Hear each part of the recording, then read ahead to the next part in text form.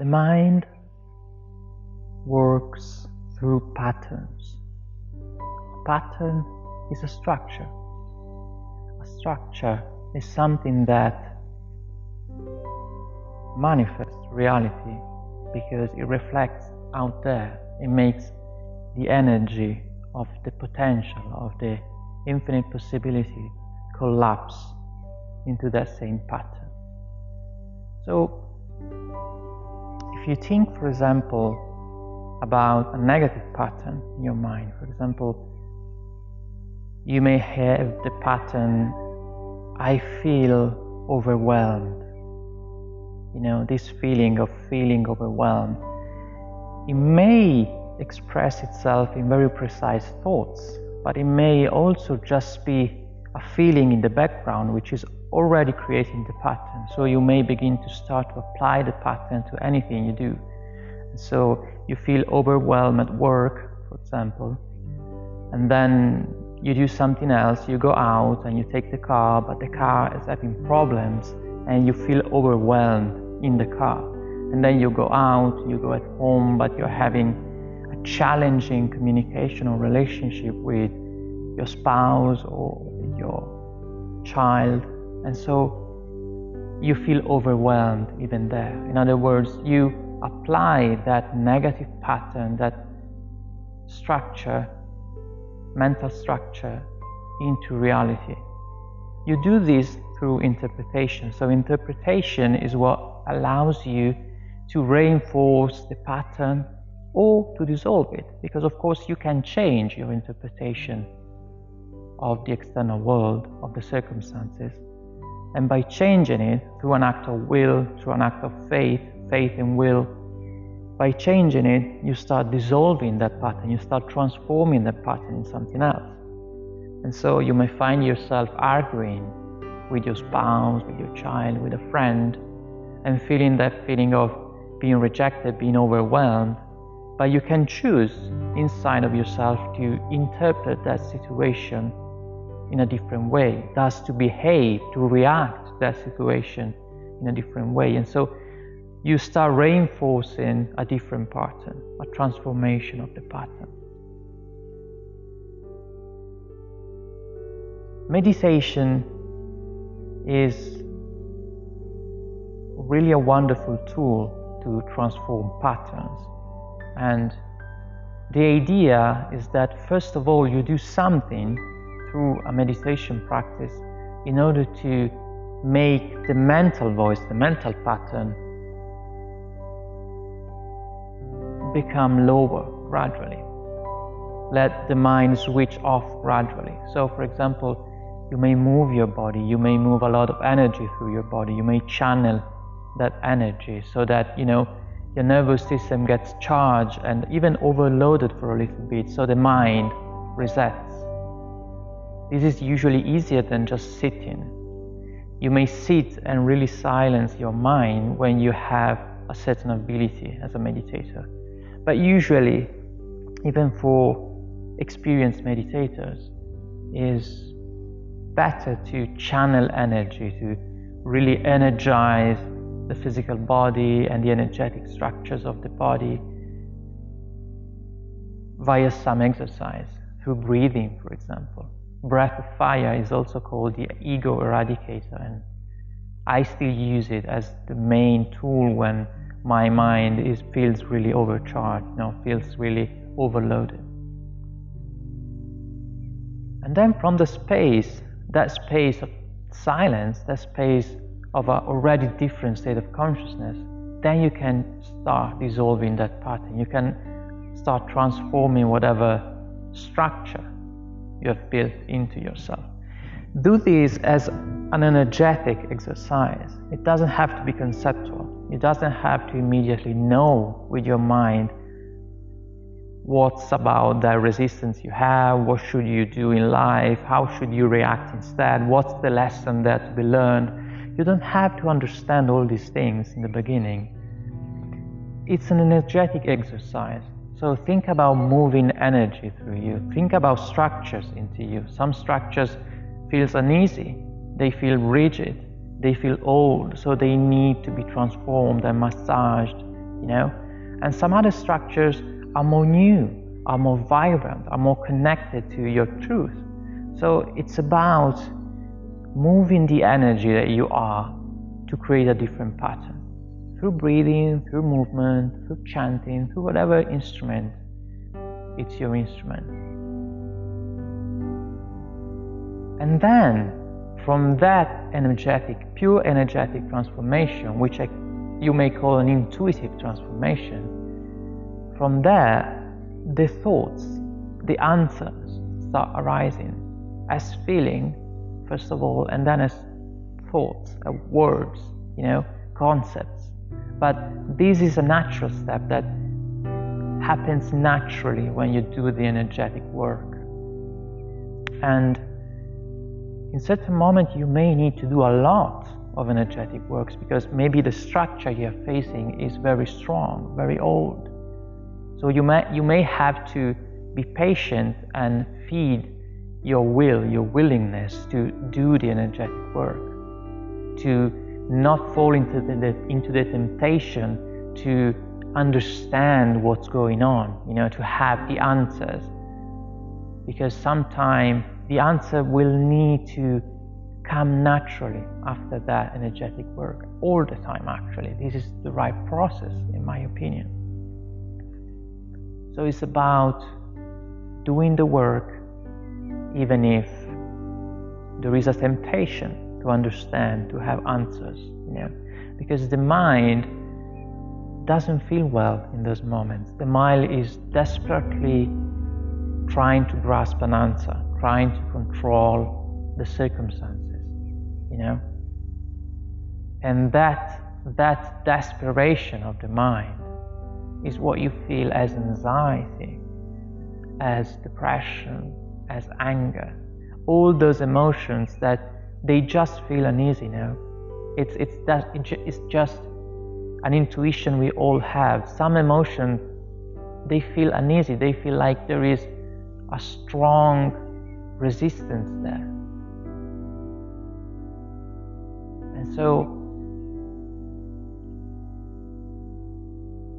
thinking about those emotions as structures, having the willingness to not fall into the temptation of understanding immediately, but doing the energetic work, chanting those fears, breathing in and out those problems, those anxieties, those angers, that desperation, channeling that energy through the body, connecting with the pure source of energy, which is easy to do when you are in nature, but you can do it in any place. Just create your little temple. Channeling that energy that comes from source, and through the body, letting go through your resistances, your structures, your dark buildings inside you. Just channel that energy, breathe, and have the willingness to go through that threshold of fear, through that threshold of anxiety, of anger, of desperation, of confusion. Have the willingness to go through that threshold, because beyond that threshold there is a very specific feeling, which is not anymore an understanding of the mind, but an understanding of the heart. So the clear answers in terms of concept may not come immediately after that threshold, but a sense of loving clarity will come, a sense of everything's fine, I'm loved, I'm just where I'm supposed to be, and from this point I have so many possibilities to expand, and whatever happens is a great lesson, a great opportunity to go. So it's a loving understanding that basically everything's fine and you are loved, and there is a direction, even if you don't see it clearly, but keep feeling that feeling, keep feeding that loving understanding. In other words, from that act of willingness of going through the threshold, keep feeding that idea, that faith into a direction, that connection with source. There is an act of will, and then faith come in, and will and faith start dancing together in that relationship between you and the source. So keep feeding that loving understanding, and then as the very last step, the answers will come in forms of concepts, synchronicities, possibilities, clarity in terms of ideas, what you should do. It's not anymore understanding what you should do, but it's feeling so much, the feeling of having a direction, that what you should do, you just do. You don't even think about it. You find yourself doing that thing and you realize, this is what I should do. So it's not about anymore really fully seeing a direction before it happens, but it's more about collapsing through love into that direction so much that you are fully in the present moment. And whatever you are doing in that present moment is what you are supposed to do. So you go from having the need for a direction, from having the need for an understanding, having an objective in life, which is very good at some point. But that is another threshold, because once you get there, to that object of desire, to that direction, to that target, once you get there, and by feeding this loving understanding of the direction, then you go through another threshold where there is even more love, because then you let go even of the need to have an objective, to have a direction, and you become, in a sense, the object of the desire. You become the direction. You become the way, you become the path. This is a great awakening, and it happens in life. It may very well happen many times. It's not just about awakening one time in life. You awaken every day, these awakenings. But if you look closely to your life, you may find moments when you were in that present moment, in that present consciousness, but when you were being the path, the way. So there was no more future, no more past, no more objectives. Even desires were not as they were before. There was a full presence in the moment, a full sense of being there, a full sense of the love that inhabits the present moment, the incredible energy, the incredible potential, the incredible happiness.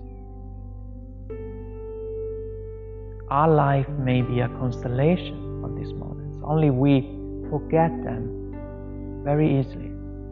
It's almost if we are not used to remember joy, we're not used to remember pleasure. It's almost if it's easier for us to remember pain, desperation, It's a strange situation. So we have to use our willingness, our willpower, to remember those moments, those little miracles, that constellation of loving understandings. Because by remembering them, we also remember the state of consciousness we touched in those moments.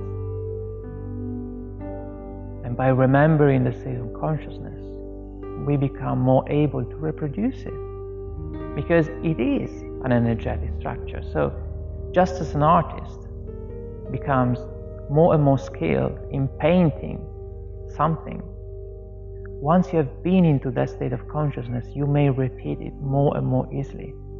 The first time you need hours and days and months of meditation in order to get to a certain state of consciousness, but then maybe after a year or 2 years, it becomes so much easier. And in the end, you just sit down and you are there. You don't need to do anything anymore. You just breathe in and you are there.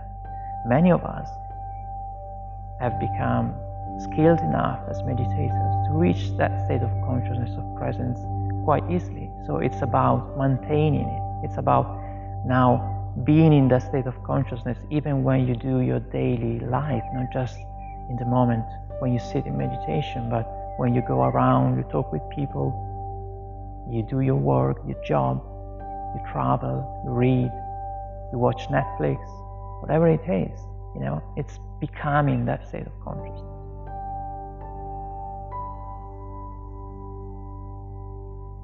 So in all this, thinking about energy as a field of potential which collapses into a structure, which is you, and in this structure there are minor structures which are created by your mind, and they may be negative or positive, they may be old or new, they may be more or less harmonious, but the interaction between those negative and positive structures into yourself is what creates your experience of life. And so beginning to look at yourself as an energetic structure, I find it really greatly helps in detaching from the mind and letting the thoughts and the concepts just come naturally after you have reached a certain energetic structure. And it also helps to remember, because those moments of happiness have a structure. They are composed by certain feelings, by certain emotions, maybe by a certain body posture, or by a certain smell that is in the air, by a certain person who is with you. So there is an energetic structure mostly inside you. Focus on that. Find the structure, and just as a painter, just as a sculptor, learn to repeat the structure more and more, to repeat those feelings, those sensations, even those thoughts, ideas, images in your mind. Repeat the structures to go back to that expanded state of consciousness. And from there, it's so much easier then to transform any other structure you may feel inside yourself. Blessings.